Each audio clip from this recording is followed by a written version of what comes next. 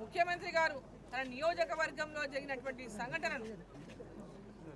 తమ యొక్క వైఫల్యాన్నిగా చూపించుకోలేక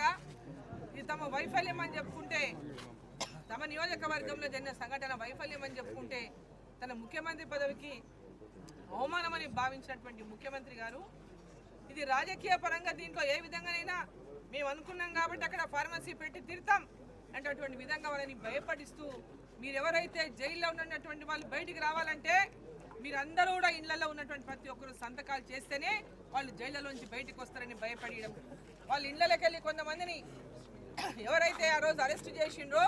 తీసుకొచ్చిన వాళ్ళలో కాంగ్రెస్ పార్టీ వాళ్ళని అంతా వదిలేసింది. వాస్తవంగా ఆ రోజు ఏదైతే వీడియోస్ ఉన్నాయో ఆ వీడియోస్లో ఉన్నటువంటి వాళ్ళు పార్టీలకు అతీతంగా పాల్గొన్నారు ఆ రోజు జరిగినటువంటి రాడలు. కానీ దాంట్లో వ్యక్తిగతంగా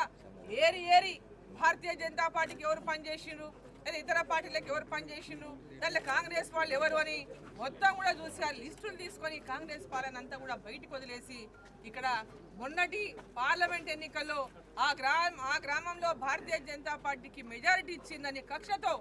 వారి మీద ఒక్కొక్కరిని ఏరి వాళ్ళని తీసుకొచ్చి రోజు జైల్లో పెట్టడం అనేది చాలా శోచనీయం అని చెప్పి నేను తెలియజేస్తాను. ఒక ముఖ్యమంత్రి గారు కానీ ఈ విధంగా ప్రజలకు స్వేచ్ఛ లేకుండా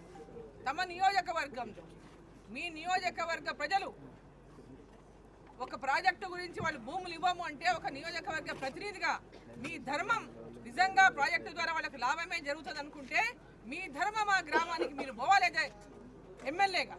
శాసనసభ్యునిగా మీరు ఆ గ్రామాలకు వెళ్ళాలి, వాళ్ళని కన్విన్స్ చేయాలి, నిజంగా దాని నుంచి వాళ్ళకి లాభం జరుగుతుంది అనేటటువంటి ఆలోచన మీ నియోజకవర్గ ప్రజలకు లాభం చేయాలి, వాళ్ళకు మేలు చేయాలనేటటువంటి ఆలోచన ఉంటే మీరు వాళ్ళ దగ్గరికి వెళ్ళి వాళ్ళని ఒప్పించి వాళ్ళలో ఉన్నటువంటి అపోహలను తొలగించాల్సిన బాధ్యత ముఖ్యమంత్రికి ఉంటుంది. ఆ యొక్క నియోజకవర్గం శాసనసభ్యుడిగా మీకు ఉంటుంది. కానీ అది ఏది లేకుండా అధికారాన్ని అడ్డు పెట్టుకొని నేను ముఖ్యమంత్రిని కదా అనేటటువంటి విధంగా వాళ్ళ మీద దౌర్జన్యాలు చేసి భయపెట్టించి కొందరిని మీ కాంగ్రెస్ పార్టీ నాయకులని గుప్పిట్లో పెట్టుకొని వాళ్ళు ఎవరి పేర్లు చెప్తే వాళ్ళని చెప్పి వాళ్ళ మీద దాడులు చేపించి వాళ్ళ మీద పోలీస్ స్టేషన్లో పెట్టించి